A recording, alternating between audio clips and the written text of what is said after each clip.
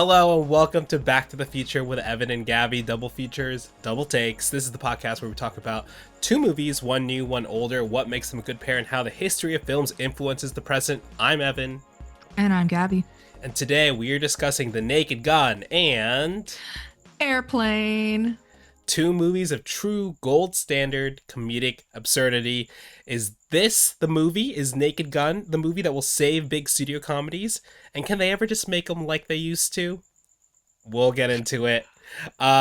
Before we do some movie news, I mean, it hasn't been that long since we recorded last. We recorded our episode of Together before this one. It hasn't even come out yet, and we're already recording a second episode. Well, we recorded Together just a few days ago, but in that time, we got confirmation that we got more Spider-Man Brand New Day news. We sure did. We got the whole costume. I sent it to you immediately because I know you were complaining that all you got was a measly 10 seconds of like close-ups. Yeah. Are you satisfied with the design reveal?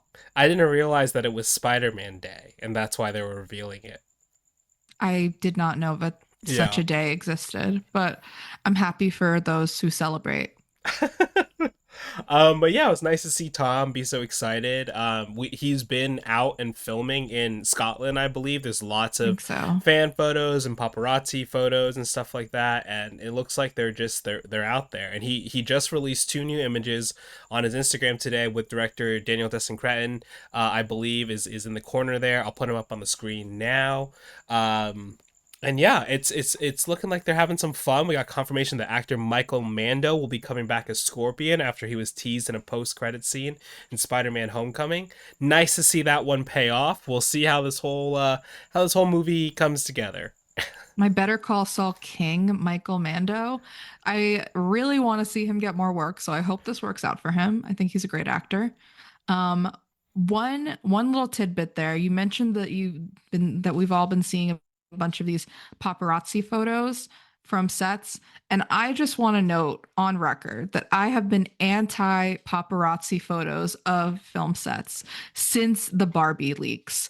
I was so upset actually telling people randomly when the Barbie leaks were coming out, when it was just like pictures of Margot Robbie and Ryan Gosling dressed as cowboys, dressed in the roller skating outfits. I hated it. I was like, can you please leave something for me to see on screen as Greta intended? I don't want to see an iPhone shot of Ryan Gosling in a funky outfit. And I mean, maybe that was not how they wanted the Spider-Man costume to come out either. And don't get me started. Don't get me started on the Devil Wears Prada 2 paparazzi shoot, paparazzi sightings. Don't get me started. But I wonder, though, for something like Spider-Man, if that is something they have to anticipate now. Like, do they have to anticipate that there are going to be paparazzi shots of Tom Holland in the new suit, so they're going to have to do some kind of crazy reveal just to get ahead of it? Probably. 100%. Because they, when they were filming some stuff for Superman, there was some paparazzi stuff that leaked for that. And a lot of the stuff that ended up leaking was just the post-credit scene of him and Mr. Terrific staring at the building. But still, that was one of the first times that not only Superman's costume, I think, was seen, but also Mr. Terrific's. And people were like, this is what it's going to look like. So it's nice to have that. I think you're right. Yeah. I think the studio knows that they want to they want to tell the story first before other people do. Which is fair. Yeah. Also, in just jumping back to the Devil Wears Prada paparazzi stuff, I'm not sure. Maybe you were just seeing text messages from my dad, because my dad is out there being like, "Wow, so many people lining up today," because he works near that area.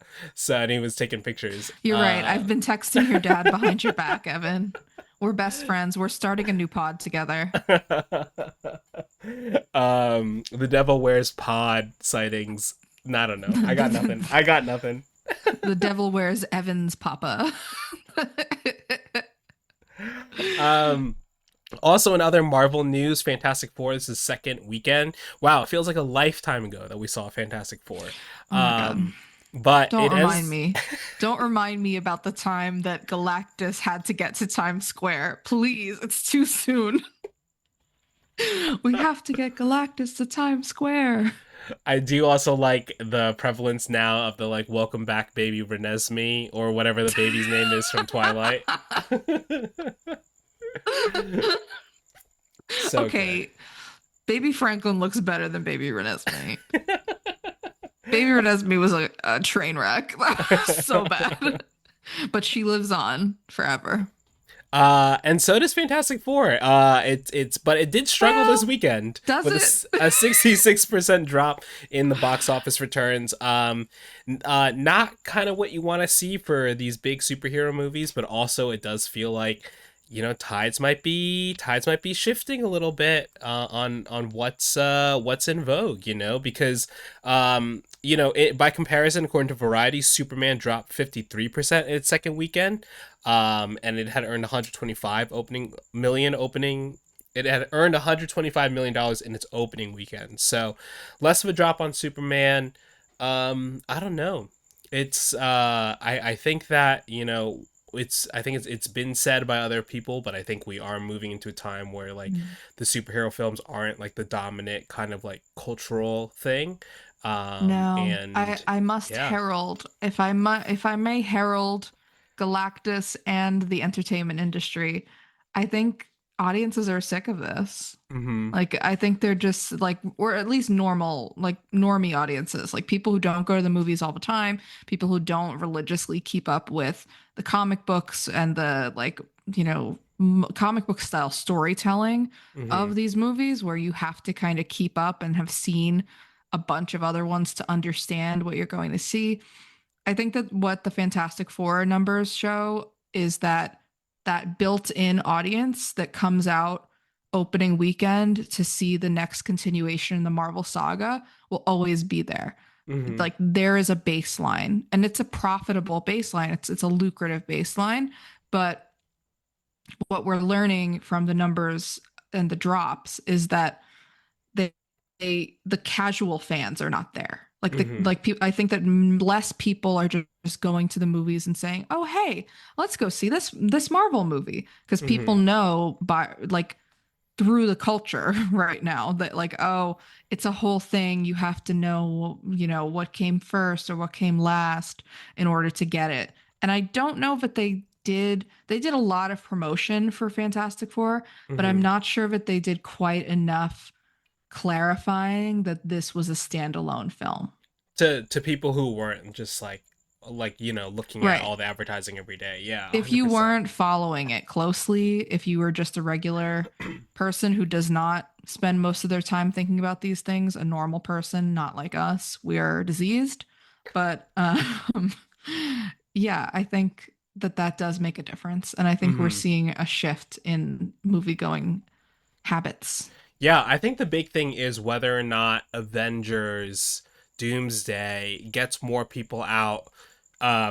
Besides the quality of the movie aside, right? Or even just the group of casting. If the phrase Avengers is what gets people out.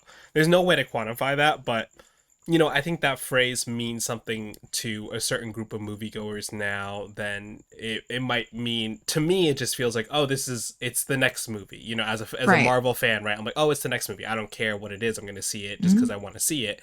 But to other people, they might be waiting for what's the next Avengers, even though in the universe there is no Avengers besides the Thunderbolts. But even prior to Right. that, no one knew who the Avengers were. It was like a big thing.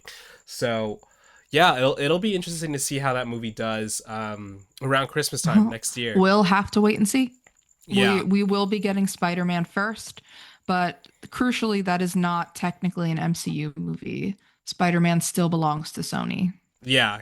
It's in their storytelling universe of the MCU, but not. It is not a It's Marvel yeah, it's not a cap. Marvel Yeah, production yeah, necessarily. yeah. You had one more very important factoid to share with the listeners. Is it? Did you not? Oh yeah. So This weekend, another movie came out. There's a lot of movies that came out this weekend. Obviously, we covered together. We're covering the Naked Gun right now. But what we didn't cover is the Netflix hit My Oxford Year, starring Sophia Carson.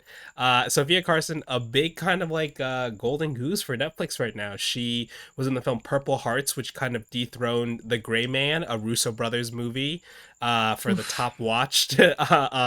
Which is like so funny to have this kind of like a much smaller movie than The Gray Man, which they spent millions of dollars on, just like completely So knock it much out of the top money. spot. And so Sophia Carson's been in a bunch of movies for Netflix recently.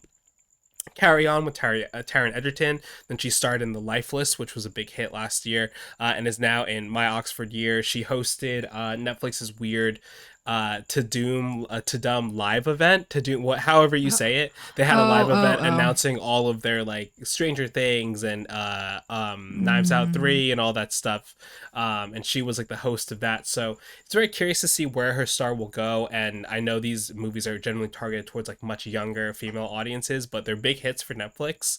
I saw a lot of online chatter for My Oxford Year.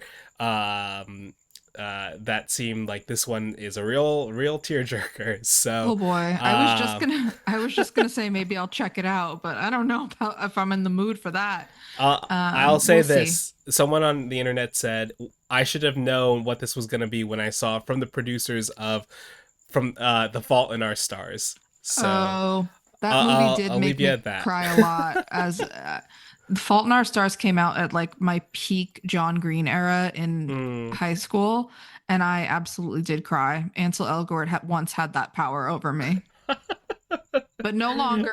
I am I forgot free. about him. I Oh am free. God. Uh, Um, what Critically though, else, a Evan? 29% on Rotten Tomatoes at the moment. So Wait, which one? Fault in Our Stars or? no, My Oxford Year. Oh. I was gonna say, damn, that's a little harsh. Uh, Anyways, just to round it out here, yeah, we just got some news that Margot Robbie may star in and produce Tim Burton's remake of Attack of the 50-Foot Woman. This had been rumored for a while now, I believe, so it could be interesting to see her. I think that would be a nice swing for Margot Robbie to do, to yeah, as an actor potentially. I mean, I haven't seen the original movie, but obviously I think it would be a little bit different from the fare she's done in the past. yeah. I also have not seen the original, although the poster is iconic, and I have seen Mm-hmm. it in many friends' apartments. I will ask them if they have seen the movie or if they just like the poster. But I think what Margot Robbie does post Barbie is going to be crucial for her career as an actor and as a producer. So I'm very interested to see why she chose this, why she Mm-hmm. chose Burton. I'm sure that she will talk about it. She's usually pretty vocal about her choices.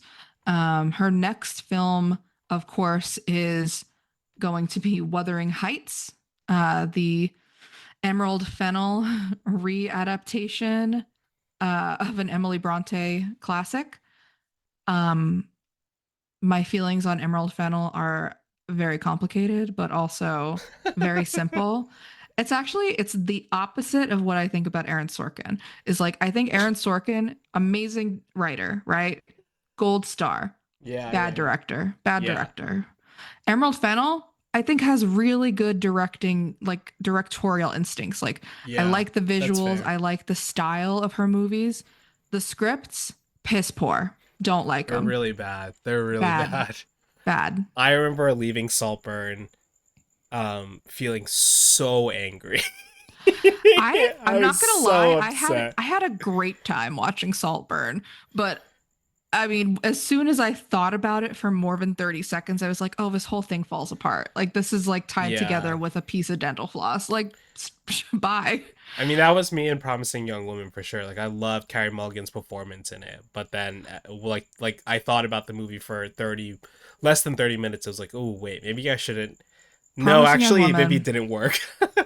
Promising Young Woman is a whole other pod for me. I'm not even gonna scratch the surface of what my feelings there are. But again, I think she's an interesting director to work with. Mhm. I think that's probably part of Margot Robbie's calculations, especially after working with Greta Gerwig and having such a huge breakthrough moment as a star and as a producer with Barbie. Hmm. So I'm really interested, yeah, in the Tim Burton project and in everything that she has coming up. She's a very successful producer out here now too. Let us not forget. Yeah, yeah. And we'll see her this year in A Big, Bold, Beautiful Journey, my most anticipated movie of this year. Oh my God. I forgot that that movie's coming out, even though it's on our schedule as something to cover. It's, Oopsies. I can't wait. I cannot wait. I will see it multiple times, even if it's bad. That's going to be an Evan episode. You're going to have to do the pairing. You're going to get to pick everything since that's your anticipated film. Yay. Speaking of going to see films, let's talk about our movie going experience of watching The Naked Gun. Yes. It was really great. I think we both saw this in pretty packed theaters this opening weekend, right? Opening weekend for this movie. I saw it Saturday night Mm-hmm. at a packed theater at the AMC 16, where I basically live now. And it was so packed that even Akiva Schaffer, writer director of this movie, made a special appearance to intro the Incredible. movie, which was super fun. I Yeah. mean, like the audience, we sat through all the trailers. I mean, we were having trailer time, and then all of the like the you are an AMC Prime experience like videos played, and it seems like the movie's about to start, but then all the lights came up and I was like, "Oh no, am I reliving like a bad malfunctioning projector again?" But no, it was just Akiva Schaffer. It was a very pleasant surprise. That's awesome. And he was very, very genuine and very funny, but mostly just really wanted to thank people for coming out to see the movie and being interested in the movie. And he took a picture of the audience and shared that he accidentally maybe Coldplayed a few couples when he did this at the Grove the night before. So he was like, "If you're cheating, please duck," which got a big laugh from the crowd. But yeah, just I mean, he was only there for a few minutes, but I think it really did set the tone for the audience that uh, there was a lot that went into this movie and that he really cares about it and is clearly, yeah, passionate enough to come out and support it even after you've already bought your ticket. Yeah. I mean, I think that's the fun thing. Like in like one of the fortunate things in LA is that like sometimes you're at these screenings opening night, so the Saturday screening, Saturday night screening, and the creative team is just making the rounds. They're just going out unannounced. They're just gonna be there and just to pop in and say, "Hey, thanks for coming out and watch the movie." And such a cool experience to like, for them to see so many people and for you to see them like be there. It's awesome. Yeah. I wanted to go to that screening and I couldn't get tickets because it was sold out basically. And so Mm-hmm. I went early in the afternoon and it was also a really, really full crowd. And I will say, maybe this is jumping ahead a little bit. Actually, I'll save it. I'll save it. I'll save it. So, Were you? I'm curious uh, to see if you were going to say what I was just going to ask you, which was what was the age demographic of your theater? I would say probably like elder millennial, maybe from what I could tell. Maybe some Gen X is the one above millennial, right? Yeah, Mm-hmm. probably it's probably a mix of that, from what I could tell, and some kids. Some parents have brought You their got some kids. kids. Yeah, it was Okay. two. It was like a 2 o'clock screening, so Okay. yeah. Um, yeah, mine was I was at about a 7:30 screening and I was surprised to see how many like Gen X there were in the audience. Mm, And just I feel like when I go to the movies now, it's a lot of millennials and mm-hmm. Gen Z and younger people are going to the movies, which is great. Yeah. But I thought it was really interesting how maybe it's the stars of these movies being older, maybe it's the property and like people being more familiar with the Naked Gun original, which came out before you and I were born. Um, but I thought that was interesting because I don't think recently I've had that diverse age wise of a crowd. Okay. Yeah, yeah, yeah. I think It's a we can good get into some thing. of that too. Yeah, I think so. I mean, it's great to see people of all ages at the movies. That's Yeah, for it's sure. great. Keep coming. Yeah, as far as trailers go, we were texting about it. Mostly the same trailers. You got a lot of like re-release movies, like I classic this made comedies. This made me Yeah. mad because I really feel like they don't have enough comedy trailers to put in front of a comedy movie right now.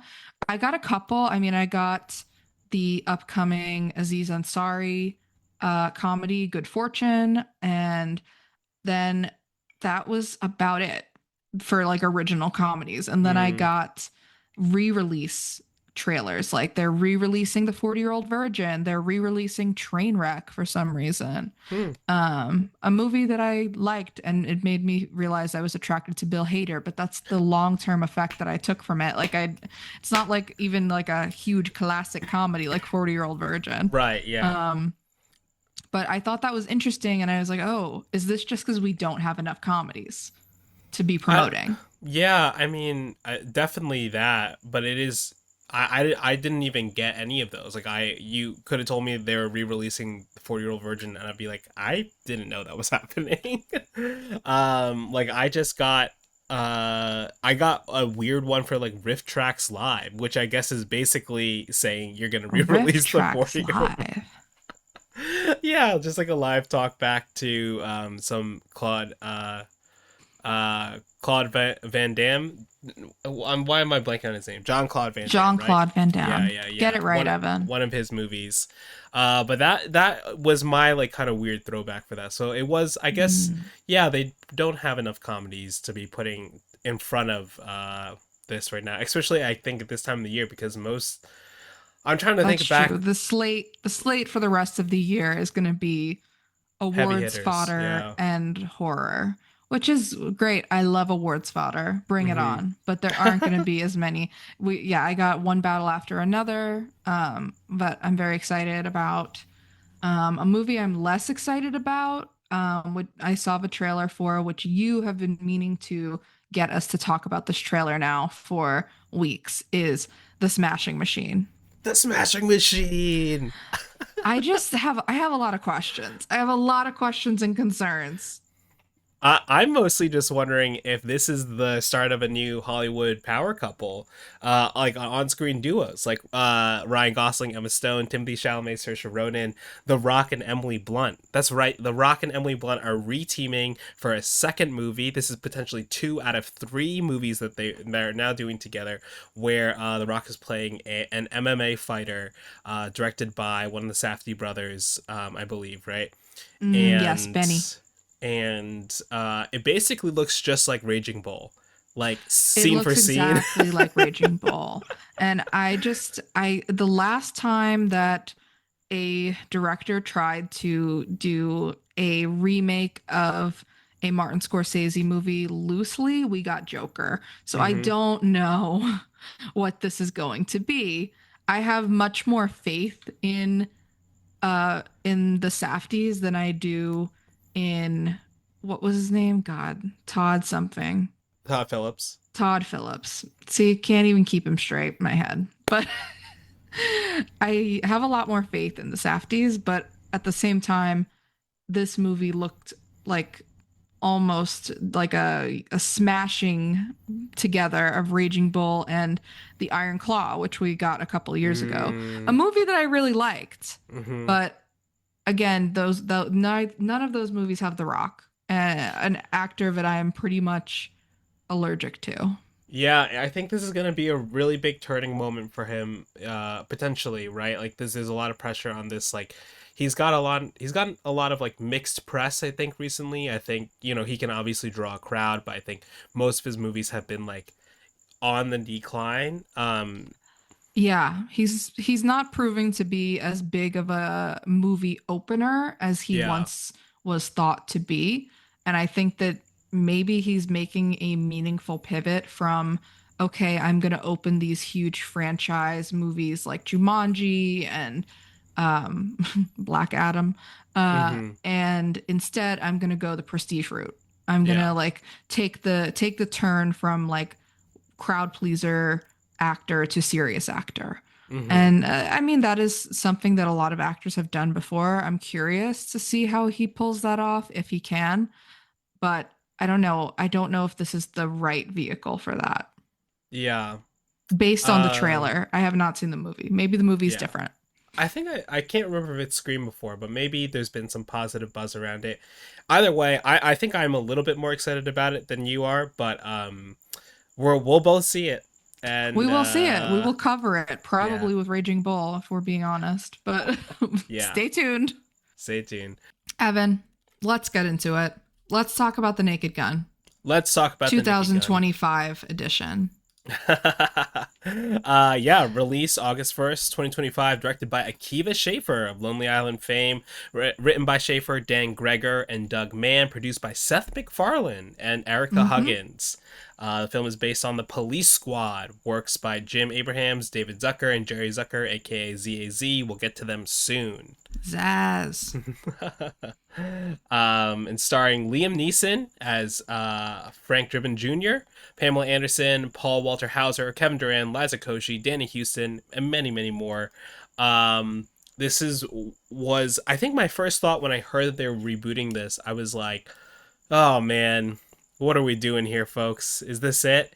And honestly, this might be it, but in a good way. I think so. I mean, I had the same like kind of cringy feeling when I first heard that they were going to reboot this. I was like, oh no, because I had the sinking feeling in the pit of my stomach that I was like, oh no, Airplane is next. Please don't remake Airplane. Yeah. And I worry that again, Hollywood will take the wrong lessons from this movie being successful and be like, we're remaking Airplane. And I don't want that. If anyone is listening, I do not want it. Yeah. But no, I think you're right. This is it in a good way. Like, and I had a good feeling about it when I saw the trailer for this movie a few months ago when I first saw it in theaters, and people were laughing. Like, people were actually laughing, and it seemed genuinely clever. And I think that something we can dive deeper into with both of these movies is that the sense of humor is so plain and obvious. And that I feel like a lot of people dub it as like stupid, but it is so clever and so smart to me to be able to pull that off and make it work not only in dialogue but in a performance. Something that I read a little bit about in terms of Airplane, which I think and the original Naked Gun, which I think applies here a lot, is that the priority for those original movies was to get actors who were serious actors to do the comedy, but like they didn't want a comedian. They wanted like people who would read the dialogue as seriously as if it were, you know, The English Patient. Yeah. And now here we are with Liam Neeson, who is known for playing these kind of like gravelly, tough guy, like dark guys. And he's playing, you know, he's still a cop, but he's a buffoon, and like on purpose, a buffoon with a heart of gold. Yeah, I agree. I mean, this goes back to our conversation on Fan Thread too. We talked about how, you know, those actors are playing that straight, and it like ends up being like kind of funny because of the scenario, you know. And that's kind of like what the intention is here. Like, yes, we have actors like Paul Walter Hauser and Liza Koshy, but like Liam Neeson and Danny Houston, who's the villain in this movie, play this like extremely straight and just have lines that, when it's done that way, is it's funny, you know. Oh my god, don't forget CCH Pounder. We forgot to mention her. The gravitas that woman brings to absolutely anything, unmatched. There's a running joke about them not being able to, they can't wake up her husband because he's got a big promotion. I was losing it when he like showed up in a scene still asleep, like with his sleep mask on. It was like, Ronald, you got the promotion. I was like, yeah. As far as the plot of this movie goes, it's, you know, this is a comedy movie. It's not, you know, nothing too serious here, nothing that your brain isn't going to be able to figure out. But basically, Frank Drebin Jr. is on the case as he tries to solve the case, a murder case of someone who is driven off a cliff, and then tries to also, I'm trying to like figure out the best way to describe the other half of this. It starts as a bank robbery at the very beginning, and there is something stolen from the bank, which is helpfully called the PLOT device, Incredible. which I thought was very funny. Yeah. And we soon learn that there has been a guy murdered by his self-driving car, question mark. Like it's like an electric car, and that drove in off a cliff in Malibu. Yeah. And we learned that safety deposit box that was broken into belonged to the man who was killed in that accident. So our intrepid Frank Drebin Jr. puts together that these are not two cases, but one case. Yeah. And we go from there. And I don't know. This was so... It was such a delight to watch and hear people laugh like this, because I feel like I've been in crowds, like The Lost City, the Sandra Bullock, Channing Tatum, I believe, comedy from a couple years ago. That one I felt really flat in the room, I'll be honest. And I remember at least being like, I don't know, guys, like, what are we doing here? And then Jennifer Lawrence, No Hard Feelings, was like definitely a notch in the right direction as well. But it wasn't like, it's like, oh, there's something darker. This movie's interested in something that isn't quite what it's neither a comedy or a drama. It's like this weird dramedy that isn't quite excelling on either level for me. It's just also, that movie I think had a lot of coming of age elements in it, which were good. I mean, there's nothing wrong with that, but I think that it kind of confused the audience as to is this a teen movie? Is it a straight out comedy? Is it a dark comedy? Is it a satire? So I think that tonally that movie was a little bit confused, but ultimately I thought was very funny. I maintain that Jennifer Lawrence is braver than the Marines for that one scene where she gets naked on a beach and then clocks a bunch of teenagers. Love it. Love that for her. But this movie very smartly, kind of like it puts the police squad in this position and Liam Neeson's character in this position where it is just like, nope, this whole situation is just very like it is just outlandish, Yeah, no, it's ridiculous from the get-go, and you know that immediately. I think that it does a great job of setting the tone for what the rest of the movie is going to be. And it's kind of like, well, if you're not on board with the opening 5 minutes of this movie, you're not going to be on board with the rest of it. Yeah, 100%. But I mean, again, if any of the audience had even seen for any of the first Police Squad or Airplane or any of the previous Zaz productions, I think you kind of know what this movie is going for, what it's emulating, and what it's reflecting. Yeah, and I think it like pays homage to that like really well too. Like just like if you're watching on YouTube, you can see this shot where Paul Walter Hauser and Liam Neeson are being handed coffees. Them just like taking coffees and throwing coffees away and taking coffees and throwing coffees away, and then being handed successfully larger cups of coffee. Yeah. It was pretty funny. Oh, that was so good. Also just like Liam Neeson's fighting style is like I'd never seen the Nake Gun movies before yesterday, and so I watched the first Nake Gun after I got home from this one, and so my mind is now mixing the two of them up, and I think in such a great way, because it feels like they're such in like this is very pretentious to say about comedy movies, but they're such in conversation with each other and seamlessly and so in tune with what makes the first movie special, that this one like just succeeds on that level as well. I think there's something that I did want like a little bit more out of the movie overall. I can't quite place it. Like as I left, I was like, oh, I wanted something else. But honestly, I'm just happy to have a movie that's like this funny. Like what I was gonna say earlier is the movie theater experience is that I haven't audibly heard this many people say I would watch that again leaving a theater. Like I heard so many people say that as we were walking out, which is great. Yeah. That's very interesting. I think that also may speak a little bit to the fact that it is, I believe, 85 minutes long. Yeah. Is that the right time? It's just like it zips by. It's a good time. Like you don't have to like. Also, with comedy like this, as I said, I do think that the writing of it is very thought out and the performance is pretty thought out. But watching it requires little to no thought. Like you just have to sit there and laugh. And I think that that's kind of what people want out of a comedy movie. Like, yeah, I think we've almost gone a little too far down the rabbit hole of examining what a comedy is, even in terms of ones that get released in theaters. And this is just a plain comedy. Yeah. Yes, it's a parody, but it's the most on its face comedy I can think of in the last few years. It's also like an action comedy that's like light on the action, right? Like it feels like other action comedies like The Fall Guy or like who's it? Freelancer, I think it was John Cena and Alison Brie or something like that, or Anna Kendrick, one of the two.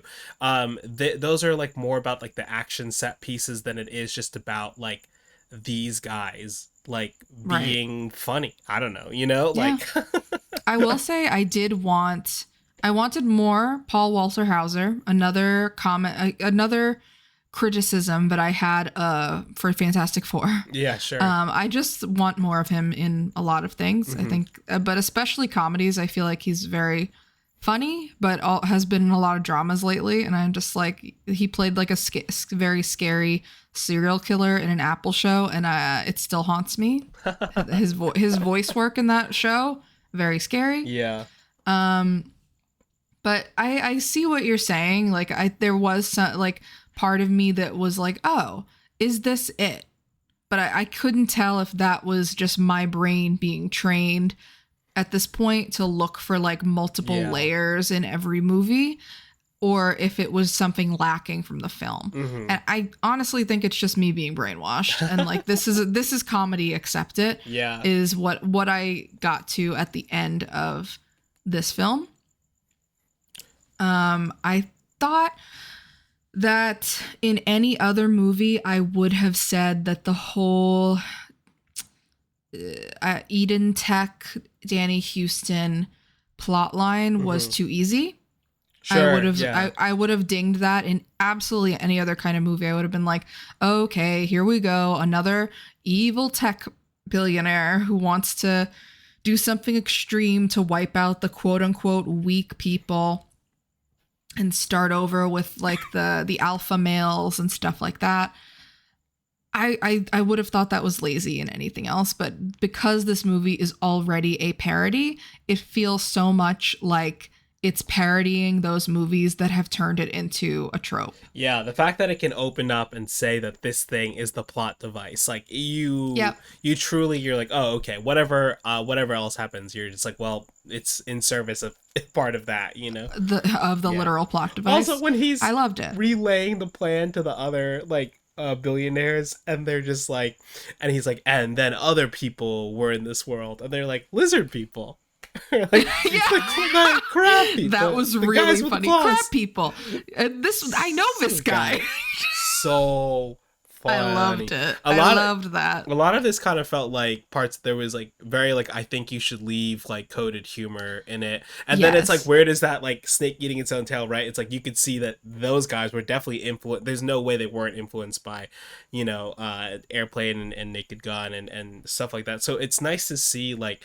I think the Naked Gun, when it was Police Squad on TV, people like didn't know what to make of it. They were like, we're gonna cancel this. This doesn't like make any sense. And like the I think jokes, it famously only got 4 episodes that even aired. Yeah. And so just like people weren't ready for jokes to be moving that fast. Whereas like now this like we are kind of primed for that. Like with TikTok and like of course short form video, like this like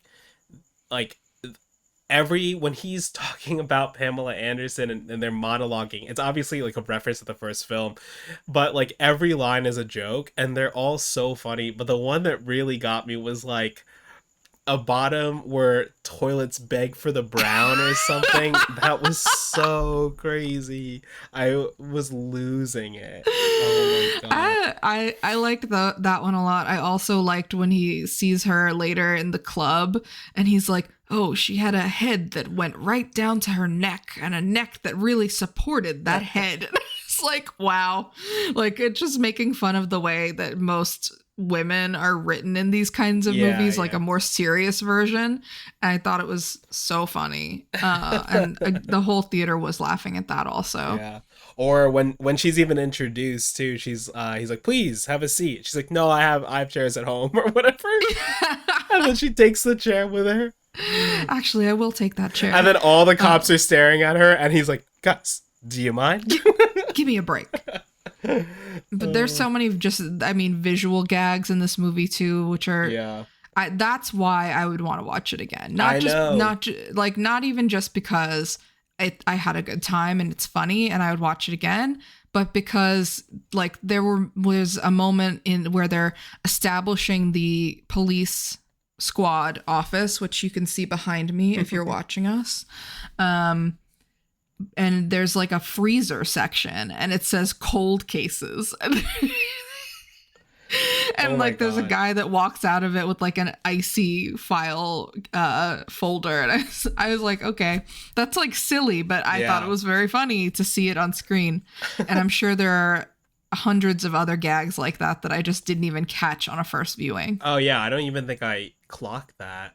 Like I would just want to watch the sequence again where he is like the electric car is like being taken over by the villain, so he can't control it. He shoots through the windshield, but then people carrying a windshield throw it back onto the thing perfectly.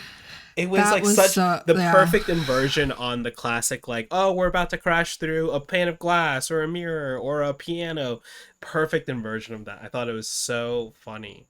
I loved it. Yeah. I loved every minute of that sequence, and I loved how the car, when he first gets that car, it's a callback to the original, which they play over the credits later on, where Frank Drebin is driving on the sidewalk unknowingly, and he's like, "What has become of this city?" Yeah. I need to talk about my favorite kind of homage to the original, and my favorite part of this movie, though, which allegedly was almost cut. And I can't believe that they would do such a thing to me personally.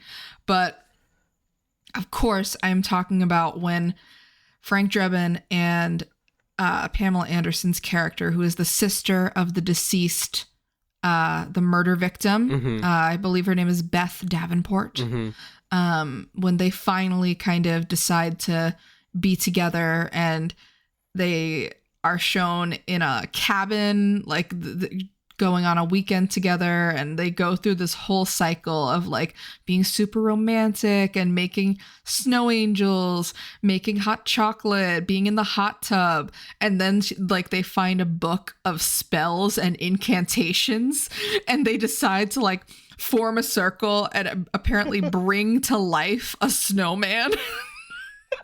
And the snowman becomes part of their relationship. Yeah. I was losing it for that whole sequence. And of course, it's an homage to the original when Leslie Nielsen gets with Priscilla Presley, and they go on all of these dates, and it's a montage, and you're meant to believe that they've been seeing each other for like weeks, months, and it's been one day. Yeah. All of it is one day, and they're just like, gosh, I love you. But this one was so much more harrowing because snowman. This part also, now that you mention it, felt very I think you should leave, when the snowman turns evil and is like kill it. Jealous. Yeah. Oh my god. Yeah. That it was like death by jacuzzi is pretty good. Oh my god. Yeah. And then I feel like, okay, so towards spoilers at this point, I guess, if it matters. Full spoilers. But the end where the owl payoff happens, where in the beginning he's like, send me a sign, daddy. And then it's an owl and he's holding it. I was like, that's the moment where he's holding the owl and it's so like CGI or whatever. And I was like, oh, I wonder if this is like what part of like one of the things with studio comedies is that they like think they have to spend money on like these like set pieces, and then it looks bad because they don't have enough budget to do it well. Like I think the movie did a really good job at pulling and knowing where to spend its money on screen, Yes. you know, and to really focus on the actual comedy part of it as opposed to setting up some like outlandish scenario. Because even like the claw machine in the beginning picking up the That car, was so funny. like that looks fine, and they didn't like shoot beyond their means of like trying to like make that look better or worse or anything, you know. I'm like, that looks No, but great.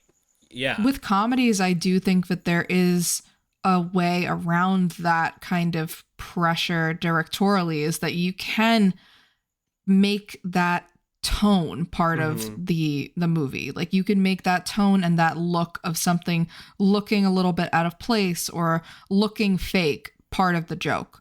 So that you're not like, you know, if this were a real action movie, if this was John Wick 5, it would have to be like the most real looking owl that could support a grown man, you know, like flying. But you know, that's just not the kind of movie that this is. And I think that you know, there can be a way around that with tone. Yeah. And comedies exactly. have comedies more than any other movie have the opportunity to do that. 100%. And so, yeah, I think like when there is like some moments where the CGI feels a little like whatever at the end, it feels like fine because it's like, well, this whole thing was like really goofy from the start, so it works, you know. I mean, just even having like Dave Bautista show up at the end to like say some of Liam Neeson's lines for him because he wanted to take a break. I was just gonna say, yeah, so like funny. Even like factoring in a cameo like that to show how like replaceable all of these elements are is so smart. It's very smart. All of this writing is very like, even if you want to say baseline, oh, this movie is silly or the humor is silly, it still takes so much to like make this funny on a page. Yeah, and to have it all, it's a feat. Like, works, yeah, truly just works so well, and just moves at very fast but at a very like acceptable pace, you know. It's hard to like kind of talk about movies like this, like just because it's just like, yeah, I had a great time and I would watch it again gladly. I did, but I mean, I feel like we need more movies that where you just have a great time. Yeah, you know, where you don't need to come out of it angry or like feeling confused or feeling like you wasted money at the movies to see something that you didn't like. Or like something you could have watched at home, right? Like I think when people talk about the death of like studio comedies, it's because, you know, production companies realize that comedies can be made cheaper, and cheaper right now means straight to streaming, right? There's so many streaming movies that are comedies that, or like indie movies that get picked up by streamers that are comedies, because that's what people want to make, but they don't get the budget from studios. So like allegedly this movie had a budget of $42 million, whereas like some of the other movies, you know, No Hard Feelings, 45 million. So not that much more. Not much more, but I would bet that a safe amount of that went to Jennifer Lawrence. Exactly. And so then, also the star power behind these, I think there's a misconception that you need huge stars to carry a comedy. Exactly. But I don't necessarily think that's true, because we've seen in the 2000s, we've seen comedy stars be made from not appearing in anything before. Like, you know, how many movies had Jonah Hill done before Superbad? Yeah. Not that many. I mean, it's one of those things where I feel like you have the opportunity to mint lesser known people into comedy stars, and you can go around making a huge paycheck to Jennifer Lawrence that way. Yeah, I mean, and if the material like you can find good, budget cuts in other places.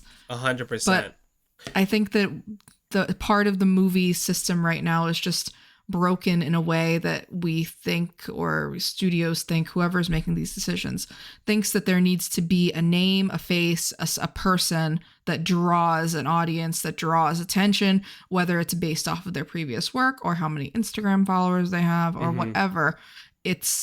I think it's just a misconception, because look at like Liam Neeson has had a very up and down career, I would say. Like he was at one point a very respected drama actor, like around the time of Schindler's List. And then for the past few, you know, for the past decade, past few years, he's been making movies like not even at the caliber of Taken. He's been making like direct to streaming movies similar to Taken, just playing like action guy, gruff, angry guy. And I think that like casting him in something like this is almost like casting like a well-known nobody, because how many comedies has Liam Neeson done? Yeah, I don't know. Not many. Not many.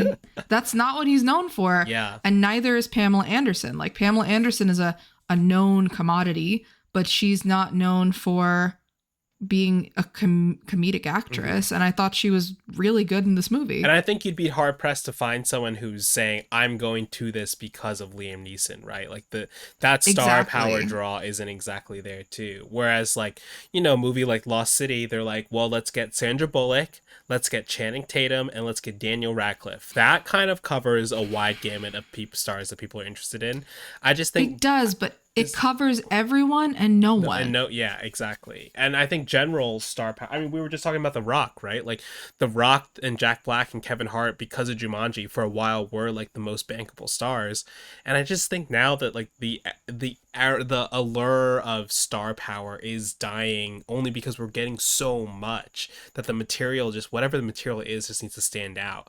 And then what if you are, you know, someone who is being like trying like recruited into like a comedy movie from a studio, you know that they're trying to get you for your star power, and so you're going to argue for a higher budget, and then that means there's less money for the movie. It's a whole thing, I guess. Yeah, it's a system. All that to say, whatever forces ended up happening here, this worked out great, you know. Yes, give more money to the Lonely Island guys to make more movies. This is great. Yeah. And I stand by Popstar for life. Yeah, I watched Popstar recently and I quite enjoyed it. That would have been something we could have paired this with. If we wanted to go full Lonely Island episode. Yeah. But instead, we wanted to look back at one of the earliest influences of movies and of comedy movies like this, and how, and maybe can we get them again like that, you know? And that movie, of course, is Airplane. And we will talk about Airplane in just a moment. Okay, so this is the middle of the thing where we change our backgrounds, and we thank everybody for watching. You're so right. And we thank everybody for staying through the middle of the episode, as we change our backgrounds. Add image. I can't decide what I want to do.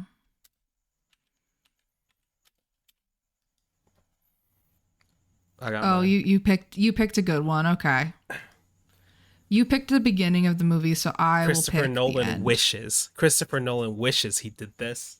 And he did. And he did. In Tenet. Movie I don't like. Yeah. Thanks everybody for watching. Let us know if you've seen The Naked Gun. And if you would see it again.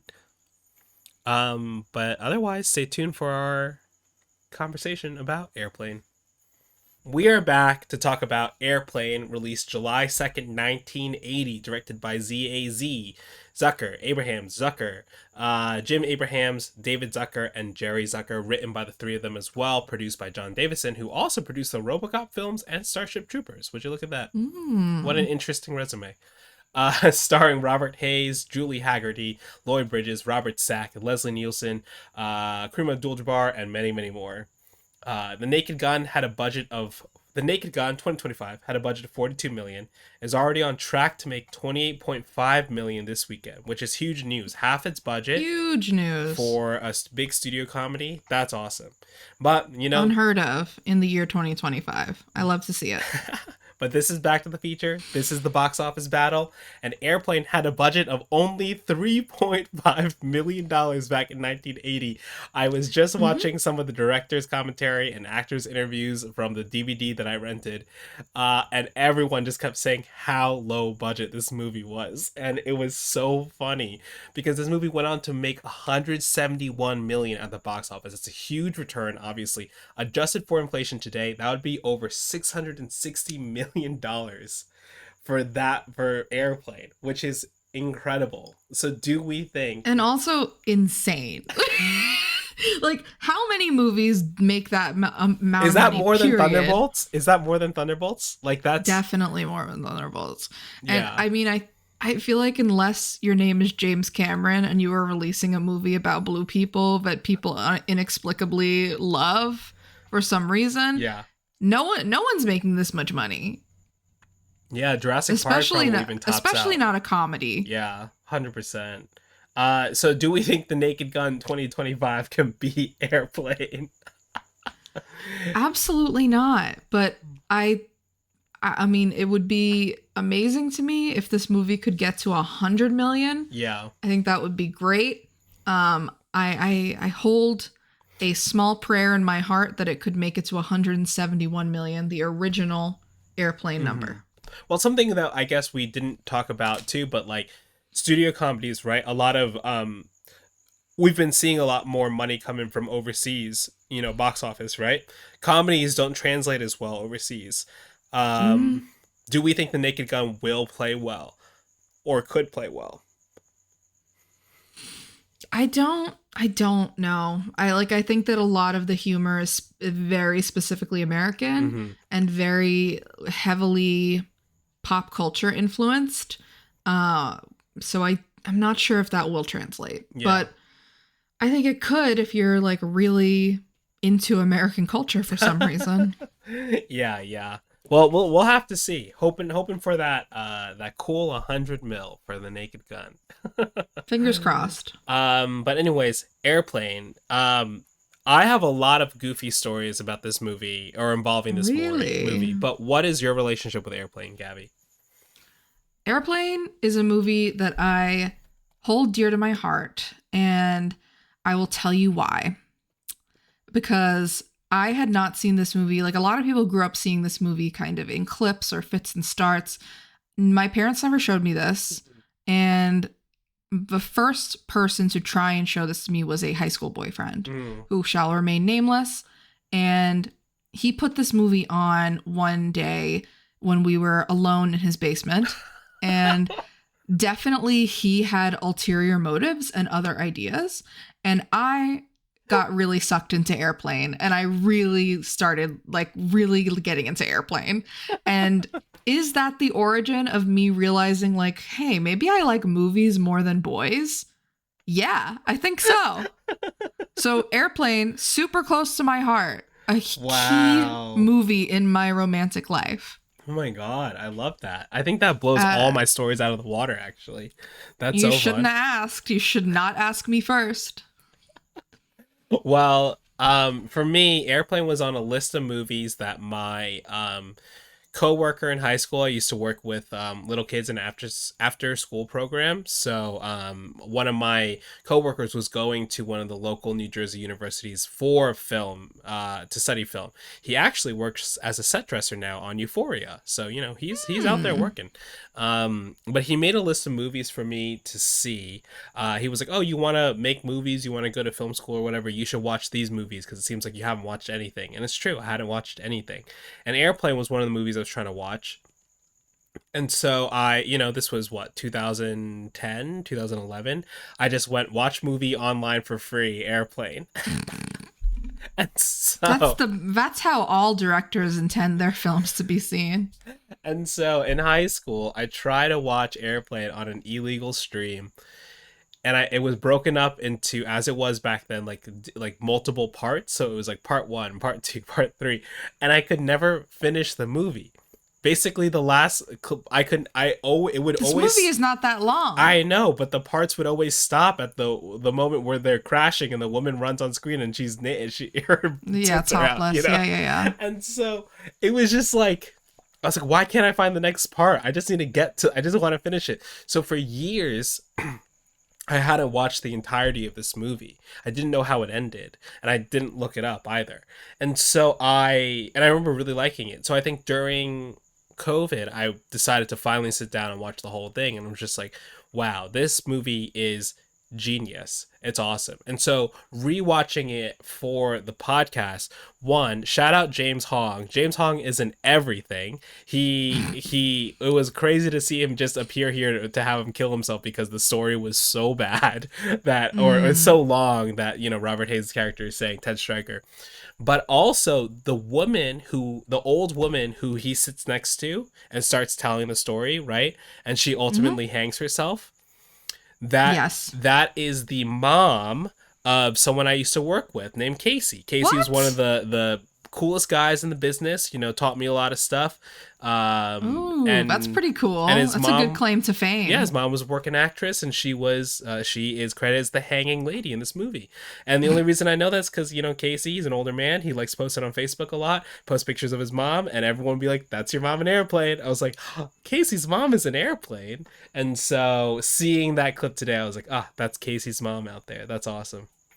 So yeah, I really, really love this movie. Love these little like connections I have with it, but also just love that it's just so effortlessly funny. You know, I think similar to the Naked Gun, and even I think the Naked Gun maybe like it insists upon itself a little bit, but this movie is just like the way it because the filmmaking styles at the time, but the way it holds on itself, the way that this movie is also kind of like a parody or a remake of like bad airplane disaster movies too.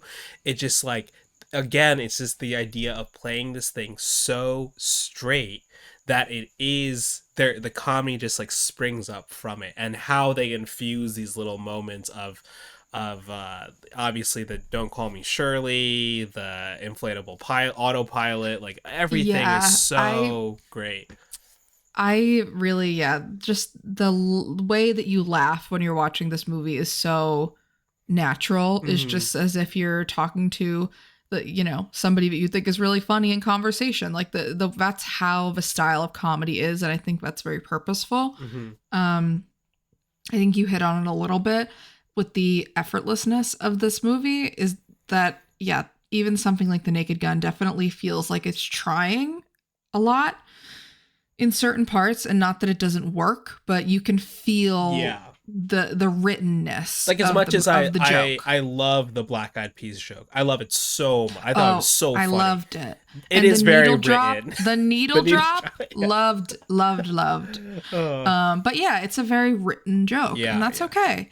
But the jokes in this movie are just so, like, him getting on the plane and being nervous, and the older woman being like, "Oh, is it your first time?" And he goes, "No, I've been nervous a lot."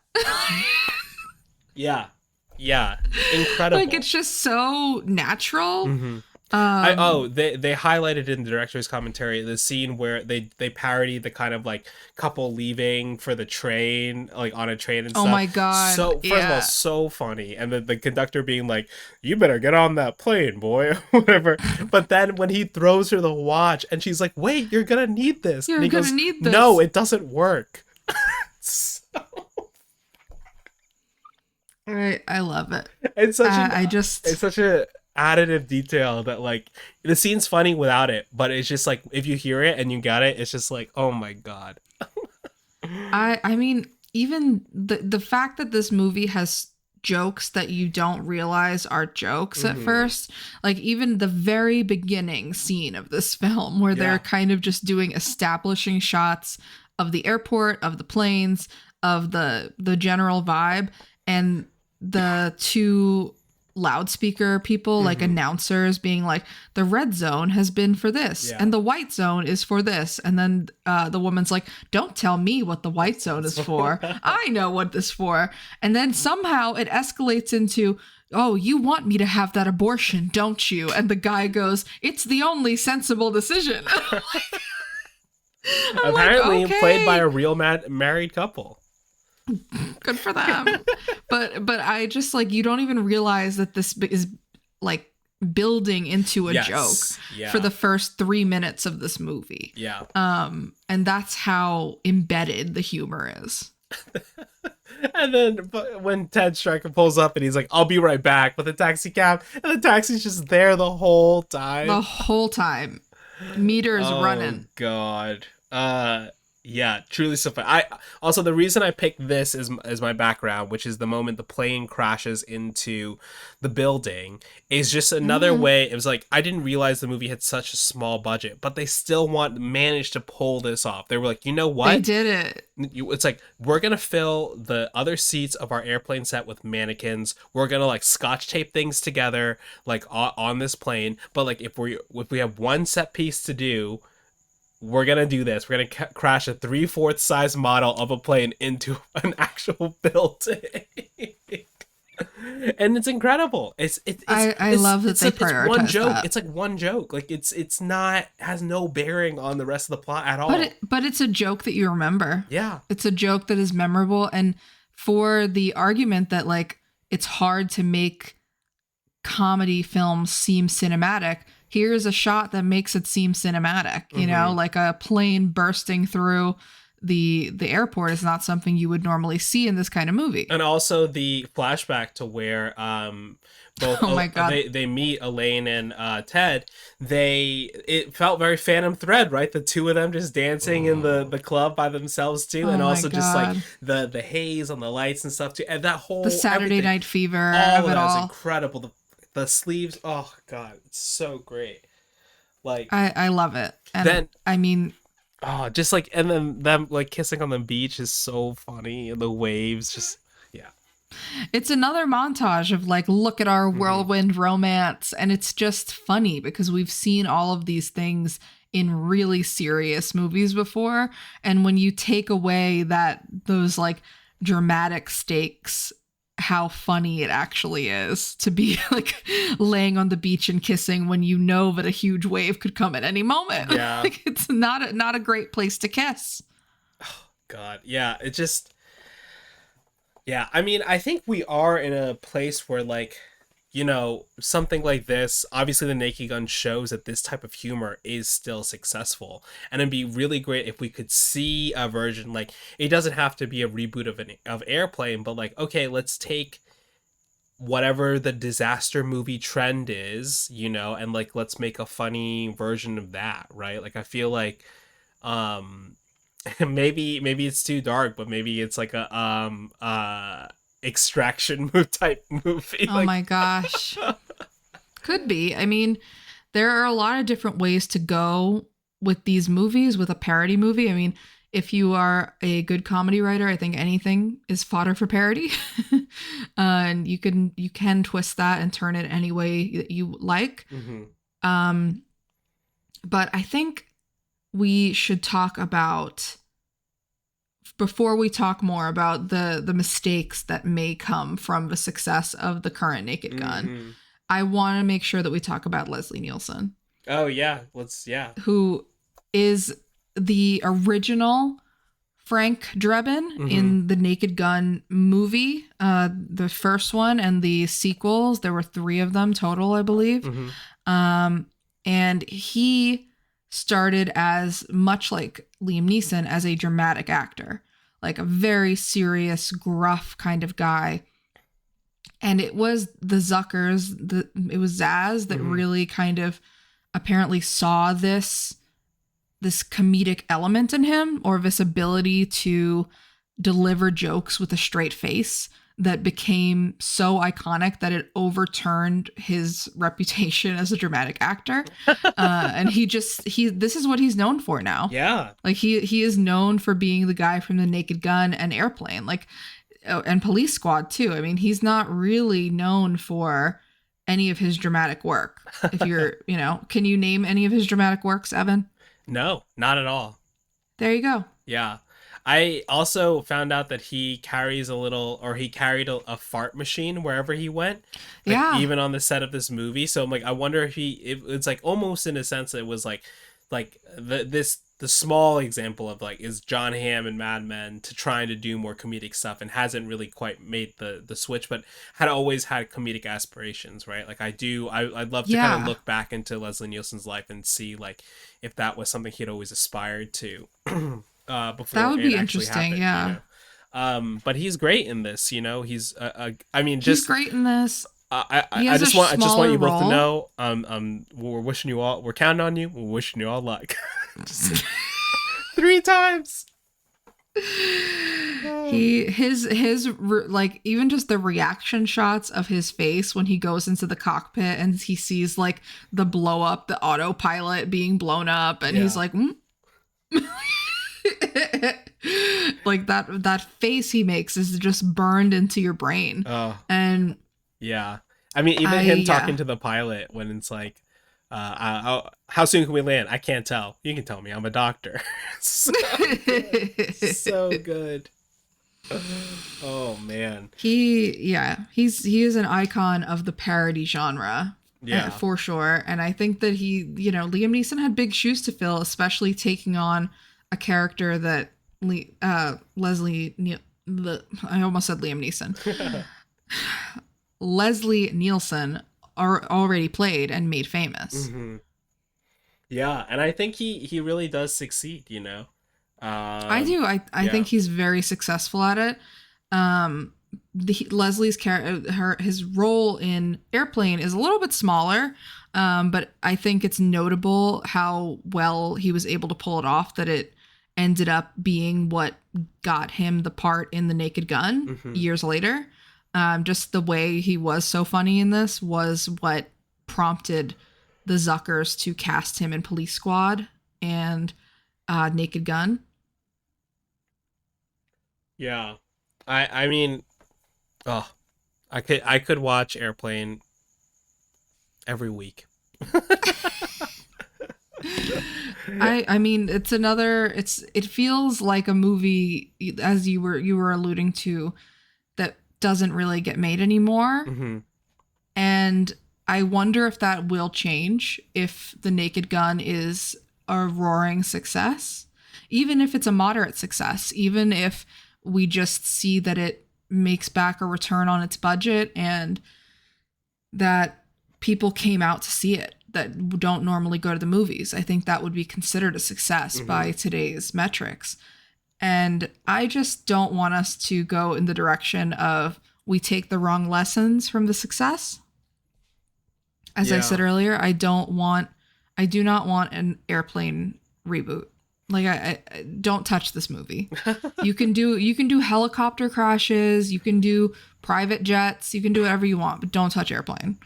Even if you're Akiva Schaffer, if you're listening, skip that one. I wonder if they would do something about like the space, like the astronauts who got stuck in space, or like the Katy Perry orbital journey. Like if that's an avenue it could go. I don't know. You should pitch it. Maybe. He's keeping it to himself. But I feel like like when there are successes, and this is, I think an early call on whether or not this will be successful. If it's something like Barbie is the most recent example of, we took the wrong lessons from the success of that movie, and now just to make more toy IP. Yes, movies. Everyone's like, okay, we're gonna make a Hot Wheels movie. We're gonna make an Operation board game movie, and I'm like, no, don't do that. Barbie was successful because it was an original take on something that everyone is familiar with, and it catered to audiences that don't normally go to the movies. Like that's what made it successful. It wasn't because it was a toy. Exactly. Yeah. And this one is just like, hopefully we keep giving people who are, really smart comedic writers opportunities to tell a story on a big scale. Yeah. Give the budget, give the stars sign up to do a comedy, like I heard this, I can't recall what podcast it was that I listened to, but I heard this, but like back in the day of like great actors did every kind of genre. Like they wanted to be known for doing every kind of genre, kind of, they would do a sci-fi, they would do drama, they would do comedy, they would do rom-coms. It was not so looked down upon. Like comedy was not looked down as like a step below. Or nowadays I feel like it's the opposite, where a comedic actor does something and then takes a dramatic turn and is then celebrated for their dramatic work, but their comedic work is overlooked. Yeah. And just because, again, the avenues for comedy just aren't there in the same way, and that hopefully that'll change with this movie. No pressure, No but pressure. we here at Back to the Future are expecting the Naked Gun 2025 to change the landscape of comedy for the rest of our lives. Thank Movies have the you. power to change the world. They sure do. Evan, would you like to tell the people what other movies we considered Yeah, of as course. a parody? Although I will preface saying that this was one that came to us pretty easily, pretty early. We Yeah. both were just like Airplane.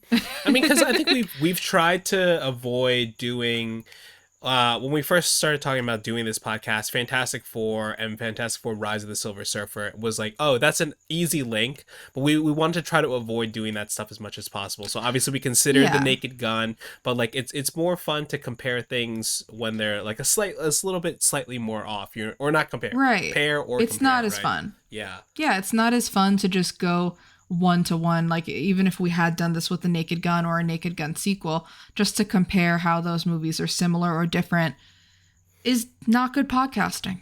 So we challenge ourselves here at Back to the Future. I will say I did watch the first Naked Gun, like I mentioned earlier in the podcast, and I did love a lot of that movie. It was great. It's a great movie. I rewatched it again also, but more just for myself and my own enjoyment. I wrote down the aforementioned Pop Star, which I love, still hold dearly. I think it's grown in popularity since it came out, but I remember when it came out, it was not popular. Another movie directed by or co-directed by Akiva Schaffer. And I also have Blazing Saddles. Yeah, that would have been great. I wanted to give a shout to Mel Brooks, who also definitely dabbled in the parody comedy realm, but in a very different way, I would say. Yeah, that's a different podcast, but that different. That one's good because it's also like a parody of a genre, right? Blazing Saddles specifically, which I think fits well here. Mm-hmm.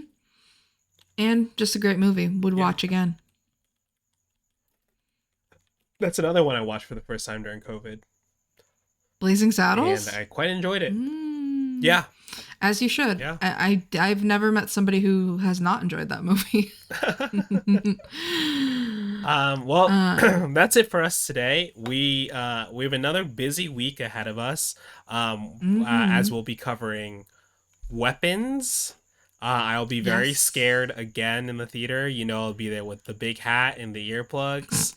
I'm so excited for Weapons. Put it into my bloodstream. I have turned that into a date night that my girlfriend is very, very wary of. I think she may back out at any moment. This is the same woman that I took to see Longlegs, and she walked out during the movie. She's going to hate me for mentioning that on the pod, but not a scary movie fan, I would say. Oh. It'll be interesting to see that with somebody who doesn't like it, though. Ooh, we'll see if I walk out of Weapons. And we're also planning on covering Freakier Friday. Yay! Starring Academy Award winner Jamie Lee Curtis. The long-awaited sequel. Very excited to talk about those movies. We don't know what we're going to pair them with yet because we haven't seen them. Oh, Freakier Friday, though. We have... Freakier Friday, we have an idea. We have an idea. And... I'm not going to give it away, but we do have an idea. Weapons? Big question mark. Maybe we pair it with Dr. Strangelove or How I Stopped... Ooh. How I... Whatever the full title is. Learn to Love the Bomb. Yeah. The only reason I'm making that connection is a weapon. Duh. Easy. Yes. All of Evan's suggestions to pair with weapons have been movies that just have weapons in the title. Including, you did suggest, let's just do the original Naked Gun because gun is in the title. And I didn't say no. I did not say no. Maybe we'll watch Gun Charov and pair it with Weapons. This deep cut for the online heads. All right, if you're listening to us on audio, leave a review or comment wherever you listen to podcasts. Don't forget to check out the video versions of these on YouTube at Back to the Future Pod. You can follow the podcast on Letterboxd at Back to the Pod and on Instagram at Back to the Feature Pod. Do we have a couch creature this episode? Here he is. There he is. It is the... There he is. The snowman from The Naked Gun. Snowman, what do you have to say about these movies? I hope Pamela Anderson and Liam Neeson are very happy together. Wow, me too, Snowman. We forgot to even mention that they're getting together in real life. Good for them. Good for them. I love an age appropriate romance, you know? Yeah, movies do have the power to change the world. Keep trying to make that the tagline. It just rolls off the tongue. It's so easy to say. It's effortless. All right. Thanks for listening, everybody. We'll catch you next time.